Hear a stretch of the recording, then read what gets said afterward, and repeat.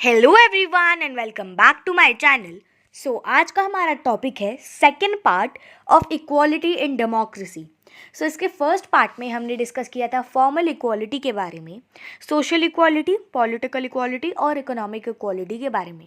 Basically जो 4 point है, 4 different topics हैं, फॉर्मल, सोशल, पॉलिटिकल और इकोनॉमिक। इन तीनों में ही इक्वालिटी के बारे में जो मेन कॉमन चीज़ें हमारे इस पर्सपेक्टिव से, मतलब इस चैप्टर के पर्सपेक्टिव से, वो डिस्कस किया था। इस वीडियो में यानी इस पार्ट में हम डिस्कस करेंगे डिसीजन मेकिंग मैकेनिज्म, कैसे एक डेमोक्रेसी या फिर डेमोक्रेटिक गवर्नमेंट में डिसीजंस बनाए जाते हैं, कौन से बेसिस पर क्या क्राइटेरिया होता है, कैसे क्या सब होते हैं, रूल्स कौन कौन से होते हैं। फिर अकोमोडेशन ऑफ डिफरेंसेस के बारे में पढ़ेंगे, गारंटी टू इंडिविजुअल डिग्निटी, और हमारे कॉन्स्टिट्यूशन का एक बहुत इंपॉर्टेंट पार्ट है दैट इज़ आर्टिकल 15, उसे भी डिस्कस करेंगे। देन हम डिस्कस करेंगे और भी सारे डेमोक्रेसीज और स्ट्रगल के बारे में जो कि इक्वालिटी के लिए फेस किए जाते हैं, and at the end we will discuss about the conclusion of this chapter. In a democracy, the decision-making powers are distributed between different governmental bodies to avoid concentration of power in any one hand. Basically एक democracy में क्या होता है, जो decision making power होती है वो distribute की जाती है अलग अलग गवर्नमेंटल बॉडीज़ में, जिससे कि जो कंसंट्रेशन पावर है उसे हम अवॉइड कर सकें। मतलब कि ऐसा होता है कि एक डेमोक्रेसी में जो डिसीजन मेकिंग वाला पार्ट होता है, जो निर्णय लिया जाता है एंड कोई भी रूल्स बनाए जाते हैं, वो अलग अलग गवर्नमेंटल बॉडीज़ में डिवाइड कर दिए जाते हैं कि ये काम इस बॉडी का है, ये काम इस बॉडी का है, ये काम किसी तीसरी बॉडी का है, गवर्नमेंटल बॉडी का है, जिससे कि जो कंसंट्रेशन ऑफ पावर है, यानी कि ऐसा ना हो कि एक ही गवर्नमेंटल बॉडी है जो सब निर्णय ले रही है एंड उसको फिर कोई है ही नहीं दूसरा। और तो ऐसा नहीं होता है, काफ़ी अलग अलग बॉडीज़ होती हैं जो कि डिसीजंस बनाती हैं। The Indian Constitution is the primary source of laws, rules and regulations in our country. तो जो इंडिया का कॉन्स्टिट्यूशन है वो एक प्राइमरी सोर्स है सारे ही लॉज, रूल्स और रेगुलेशन का। यानी हमारी जो भारत है, हमारी कंट्री है, उसके जो रूल्स हैं, जो लॉज हैं, जो भी नियम हैं, कानून हैं, वो सारे कॉन्स्टिट्यूशन में लिखे हैं। ये डिवाइड करता है पावर को बिटवीन 3 अलग अलग governmental bodies, that is executive, judiciary and legislature. तो इन तीनों के बारे में ही मैं सेपरेट वीडियोस भी बना चुकी हूँ, एंड मैंने अपनी काफ़ी सारे वीडियोस में इन तीनों ही बॉडीज़ के बारे में डिस्कस किया है, that is executive, judiciary and legislature. तो अब इन तीनों के बारे में हम इस चैप्टर में हल्का हल्का पढ़ेंगे। लेजिस्लेचर का काम क्या होता है, वो लॉज बनाती है, वो लॉज बनाने के लिए रिस्पॉन्सिबल है। The parliament is the supreme legislative body in India. तो पार्लियामेंट हमारे इंडिया में सबसे ज़्यादा सुप्रीमेसी यानी सुप्रीम लेजिस्लेटिव बॉडी है, and it is composed of the Rajya Sabha and the Lok Sabha with the president as the head। तो जो लेजिस्लेचर है उसमें हमारी कंट्री में वो लॉज बनाने के लिए रिस्पॉन्सिबल है, और हमारी कंट्री में पार्लियामेंट सबसे ज़्यादा सुप्रीम लेजिस्लेटिव बॉडी है, जिसमें कि मेनली राज्यसभा होता है, लोकसभा होता है, और उसका हेड होता है प्रेसिडेंट। पार्लियामेंट पास करता है लॉ किसी भी मैटर पे जो कि ज्यूरिसडिक्शन के अंडर लाई करता है कॉन्स्टिट्यूशन के हिसाब से। The executive implements the laws. अब देखो, लेजिस्लेचर ने लॉज बना दिए, बट उसे इम्प्लीमेंट कौन करेगा, उसे अप्लाई कौन करेगा पूरी कंट्री पे, तो वो एग्जीक्यूटिव का काम होता है। एग्जीक्यूटिव जो भी लॉज लेजिस्लेचर ने बनाए, फॉर एग्जांपल हमारे पार्लियामेंट में जो भी लॉज नए बनाए गए हैं, कोई भी पॉलिसी बनाई गई है, तो उसे फिर एग्जीक्यूटिव एग्जीक्यूट करेगा, ठीक है, इम्प्लीमेंट करेगा। और जो प्रेसिडेंट होता है that is the constitutional head of the executive. तो एग्जीक्यूटिव का भी जो हेड होता है वो प्रेसिडेंट होता है। The real executive power however is vested in the council of ministers with the prime minister as its head। अब जो प्रेसिडेंट होता है वो मेन हेड नहीं होता है, वो एक कॉन्स्टिट्यूशनल हेड होता है एग्जीक्यूटिव बॉडी का। जो रियल पावर होती है वो काउंसिल ऑफ मिनिस्टर्स के अंडर होती है, और प्राइम मिनिस्टर उसका हेड होता है। जो काउंसिल ऑफ मिनिस्टर्स होते हैं वो कलेक्टिवली रिस्पॉन्सिबल हैं to the house of people, और लोकसभा यानी कि लोकसभा के जो लोग हैं उनके लिए कलेक्टिवली रिस्पॉन्सिबल है। If a no confidence motion is passed in the Lok Sabha, then the Council of Ministers has to step down from the government.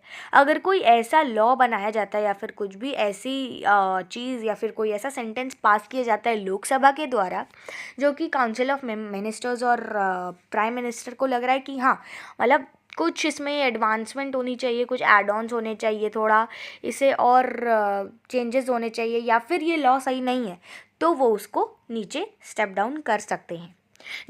अब जुडिशरी का क्या काम होता है इंडिया में? So the judiciary in India is an independent body. वो एक independent body है, किसी पे भी डिपेंड नहीं करती है. सो उसका इंडिपेंडेंस ये इंश्योर करता है कि एक फ्री और फेयर सोसाइटी जो रूल ऑफ लॉ है उसके अंडर हो, यानी कि एक सोसाइटी बिल्कुल फ्री होनी चाहिए और फेयर होनी चाहिए, यानी हर एक लोग उसमें फेयरली ट्रीट किया जाना चाहिए, यानी इक्वली ट्रीट किया जाना चाहिए, और सबके पास फ्रीडम हो to speak, express their feelings, अपनी भावनाओं को वो बता सके, अपने ओपिनियंस को शेयर कर सकें. कि किसी को कोई आर्ग्यूमेंट में, कोई डिबेट में कोई चीज़ उसके फॉर में होता है, वही सेम टॉपिक के कोई चीज़ अगेंस्ट में होता है, तो कौन फेवर में है कौन अगेंस्ट है उन सबको बता भी पाए एंड फ्रीली वो स्पीक कर सके, फ्रीली घूम पाए. तो ऐसा सोसाइटी इंश्योर करती है ये हमारी जुडिशरी की इंडिपेंडेंस, जो कि रूल ऑफ लॉ के अंडर आती है. The main function of judiciary is to protect the laws and punish their violators. तो जो मेन फंक्शन है जुडिशरी का वो लॉज को प्रोटेक्ट करना है, और जो वायलेटर्स हैं जो कि इसका पालन नहीं करते हैं लॉ का, उन्हें पनिश करना, यानी कि उनको सज़ा देना है. It ensures that the government remains constitutional and the new laws are made in accordance with the guidelines given in the constitution. तो वो ये इंश्योर करती है कि जो गवर्नमेंट है वो कॉन्स्टिट्यूशनल ही रहे, और जितने भी नए लॉज बनाए जा रहे हैं वो बिल्कुल एक्यूरेट हो और गाइडलाइंस के साथ, यानी जो गाइडलाइंस दी गई हैं कॉन्स्टिट्यूशन में उसके साथ मैच करें, या फिर मतलब कि उसके खिलाफ कोई रूल या फिर कोई लॉ पास ना किया जाए. Now, accommodation of differences. So, India is a country with many ethnic groups and with various regional, linguistic, religious, political and social differences. So, हम सबको पता है इंडिया एक बहुत ही ज़्यादा वास्ट कंट्री है, not just because of not on the basis of just area, सिर्फ area के बेसिस पे ही बहुत वास्ट नहीं है, कल्चर इसका बहुत वास्ट है, काफ़ी सारे रिलीजन्स हैं, राइट. तो इंडिया एक बहुत ज़्यादा डाइवर्स कंट्री है जिसमें अलग अलग एथनिक ग्रुप्स हैं जो कि अलग अलग रीजन से बिलोंग करते हैं, अलग अलग लिंग्विस्टिक से, अलग अलग रिलीजियस से भी होते हैं, अलग अलग धर्म के होते हैं, राइट. तो काफ़ी सारे उनमें डिफरेंसेस होते हैं. अब जो गवर्नमेंट है उसे ये मेक श्योर करना है that the government has to make an effort to accommodate these differences and to include the minorities. The various differences present in our country are a great challenge to equality in the establishment of real democracy. So अलग अलग differences हैं जो कि अभी हमारी country में present हैं लोगों के बीच, क्योंकि कोई काला होता है, कोई गोरा होता है, कोई किसी और धर्म से होता है, राइट. सो ये सारे डिफरेंसेस हमारे country, not only in our country, पूरे वर्ल्ड में ये सारे डिफरेंसेस प्रेजेंट हैं. तो वो एक बहुत ही ज़्यादा ग्रेट चैलेंज बन जाते हैं टूवर्ड्स स्प्रेडिंग इक्वालिटी एंड एक रियल डेमोक्रेसी के स्टैब्लिशमेंट में एक चैलेंज क्रिएट करते हैं. So despite of all the guarantees inequality still exist. तो इन सारी गारंटीज़ के बावजूद भी, जितनी पॉलिसीज़ हैं, तो उन सब के बावजूद भी, लॉज के अगेंस्ट होकर भी कुछ लोग ऐसे हैं जो कि इन इक्वालिटी यानी कि अन्याय या फिर डिस्क्रिमिनेशन को अभी भी कई सारे ऐसे एरियाज़ में, इंडिया के कई सारे ऐसे एरियाज़ हैं, I am so sorry, India के कई सारे ऐसे एरियाज़ हैं जहाँ पर ये इन इक्वालिटी को प्रमोट किया जा रहा है एंड इनजस्टिस हो रहा है वहाँ पे लोगों के साथ. अब जैसे humiliation and ill treatment of backward classes is still prevalent in our society. Equality guaranteed in the constitution needs to be translated into reality. अब हमारे कॉन्स्टिट्यूशन में तो लिखा गया कि इक्वालिटी इज़ मैंडेटरी, हर एक पर्सन को इक्वली ट्रीट करना चाहिए. हमारी कंट्री में हर एक इंडिया का सिटीज़न इक्वल है बिफोर लॉ. तो ये हमारे कॉन्स्टिट्यूशन में रिटन में तो है, बट उसे एक्चुअल में रियलिटी में भी उसे इम्प्लीमेंट करना चाहिए एंड बहुत ज़्यादा ज़रूरी है ये सारे गवर्नमेंट के द्वारा स्टेप्स लेना. इवन दो गवर्नमेंट ने काफ़ी सारे स्टेप्स लिए भी हैं बट स्टिल इंडिया में लोग ऐसे हैं कि they are all still believing in superstitions and discrimination and all of that. तो ह्यूमिलेशन और इल ट्रीटमेंट है बैकवर्ड क्लासेस का, जैसे scheduled tribes, scheduled caste, OBCs, इन सब का. तो या ये सब अभी भी हमारी कंट्री में देखने को मिलता है. That is very like really sad thing. Now, guarantee to individual dignity. So, French Revolution laid the foundation for individual dignity. So, अब इसका जो स्लोगन था, फ्रेंच रिवॉल्यूशन एक रिवॉल्यूशन था जिसने फाउंडेशन लेड किया था इंडिविजुअल डिग्निटी के लिए. सो जिसका जो स्लोगन था वो था लिबर्टी, इक्वालिटी एंड फ्रेटर्निटी. सो जो फार्मर्स थे हमारे कॉन्स्टिट्यूशन के, वो इस सारे आइडियल्स को प्रियम्बल में बेसिकली उन्होंने इंक्लूड किया था.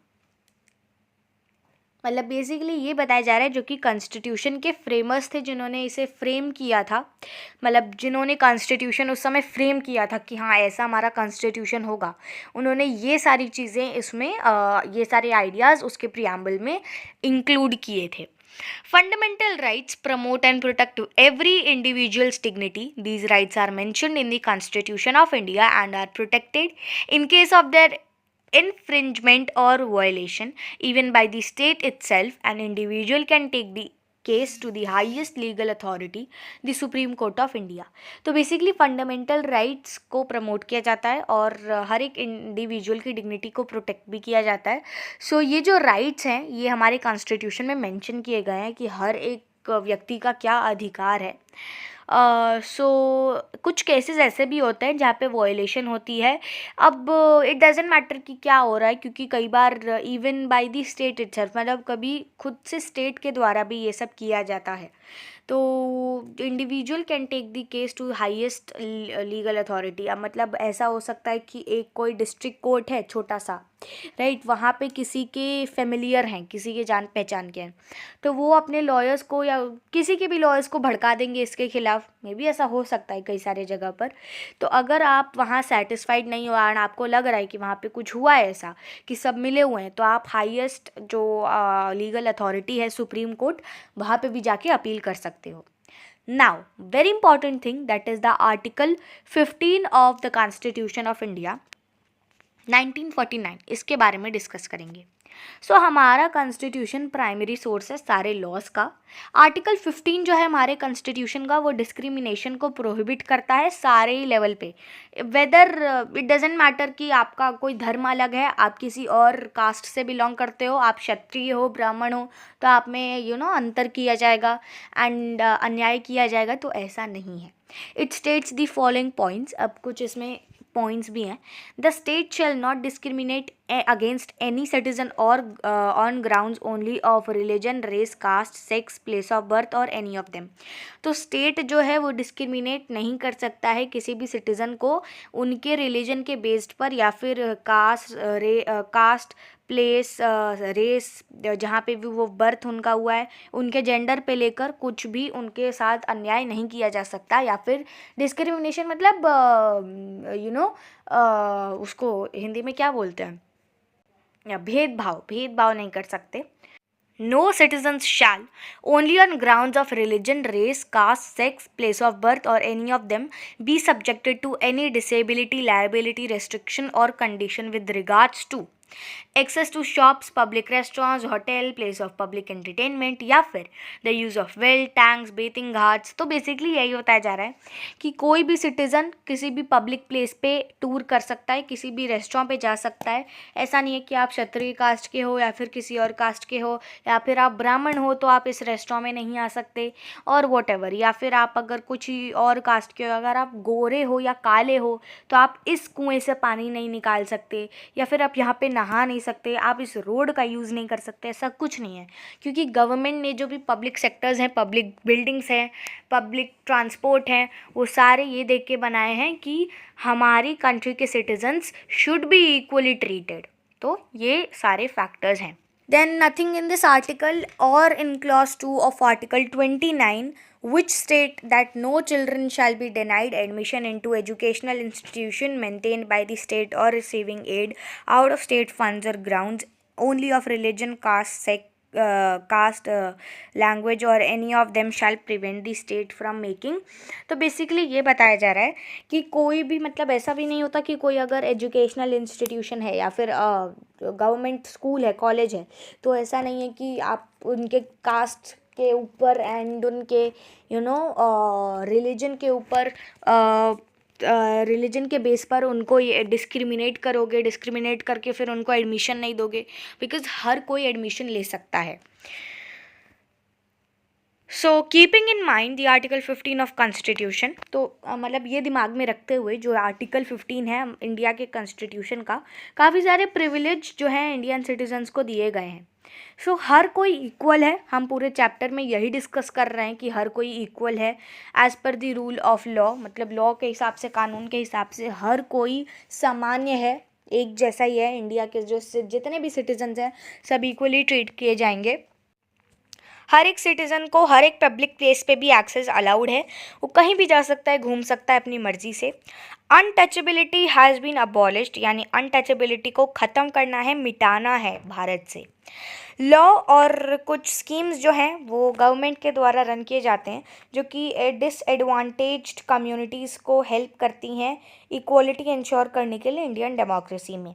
रैम्प्स बनाए जाते हैं एजुकेशनल इंस्टीट्यूशंस में। अगर कोई डिसेबल्ड है, अगर किसी का पैर नहीं होता, किसी का हाथ नहीं होता, तो वो रैम्प के थ्रू व्हील चेयर का अगर वो यूज़ करता है तो रैम्प के थ्रू अप डाउन कर सकता है। और काफ़ी सारे गवर्नमेंट स्कूल्स में मिड डे मील्स यानी कि दोपहर का खाना भी प्रोवाइड किया जाता है। तो काफ़ी सारे लोग तो अपने बच्चे को इसलिए भेजते हैं जो कि इकोनॉमिकली या फाइनेंशियली पुअर होते हैं, वो इसलिए भी गवर्नमेंट स्कूल में भेजते हैं कि उनके बच्चे को एक टाइम का खाना मिल जाए, क्योंकि most of the government schools में प्रोवाइड किया जाता है टू गेट एडिक्वेट न्यूट्रिशन। सो ये जो स्कीम है ये पहले तमिलनाडु में स्टार्ट हुई थी। So students of economically weaker section EWS can take admission in private run public schools in their neighbourhood. ये भी एक चीज़ इसमें बताई गई है। अब कुछ इंपॉर्टेंट सीट्स रिजर्व की जाती हैं, मैंने पिछले एपिसोड में भी, पिछले पार्ट में भी बताया था।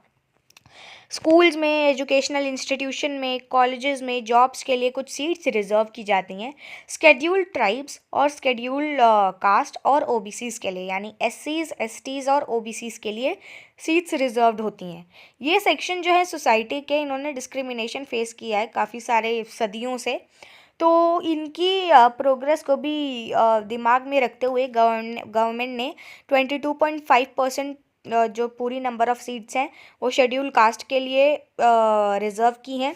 15% एंड शेड्यूल ट्राइब्स के लिए 7.5%, 27% OBCs के लिए रिजर्व्ड हैं और 5% टोटल सीट्स चिल्ड्रन या फिर विडोज़ के लिए रिजर्व्ड हैं। विडोज़ मतलब जिसे हिंदी में हम विधवा बोलते हैं, जिनके बेसिकली हस्बैंड की डेथ हो चुकी होती है, सो उन्हें विडो कहा जाता है। सो ये बताया गया है। और 3% सीट्स रिजर्व्ड होती हैं फिजिकली चैलेंज कैंडिडेट्स के लिए, यानी जो फिजिकली फिट नहीं होते हैं, कोई हैंडीकैप होता है, राइट, किसी को सुनने में प्रॉब्लम होती है, किसी को देखने में प्रॉब्लम होती है, कोई डेफ होता है, कोई बोल नहीं सकता, तो उन लोगों के लिए वैसे 3% लोगों के लिए सीट्स रिजर्व्ड हैं। अब ये जो कोटा सिस्टम है या फिर ये रिजर्वेशन पॉलिसी है, ये इक्वलिटी स्टैब्लिश करना भी ट्राई करती है।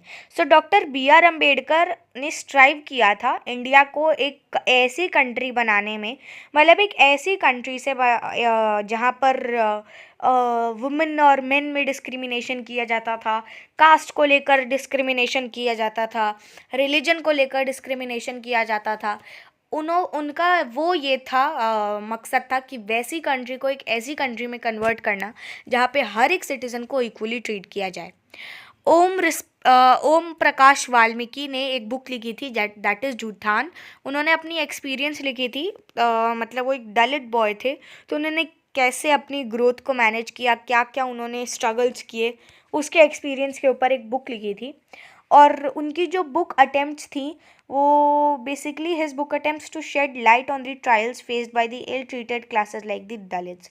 तो उनके एक्सपीरियंसेस में ये था कि क्या क्या स्ट्रगल फेस किए जाते हैं जो इल ट्रीटेड लोग होते हैं, मतलब कि जो जिन्हें अच्छे से ट्रीट नहीं किया जाता है, जैसे कि Dalits, right.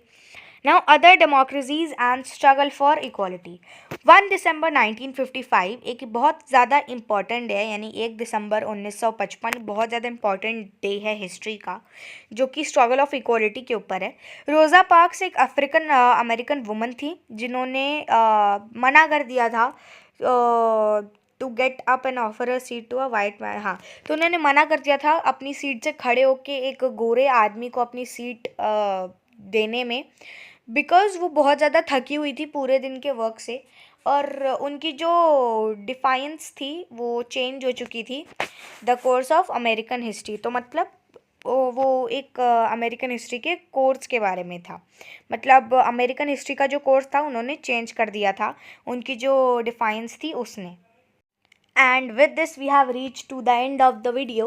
I hope you all liked the video and enjoyed watching it.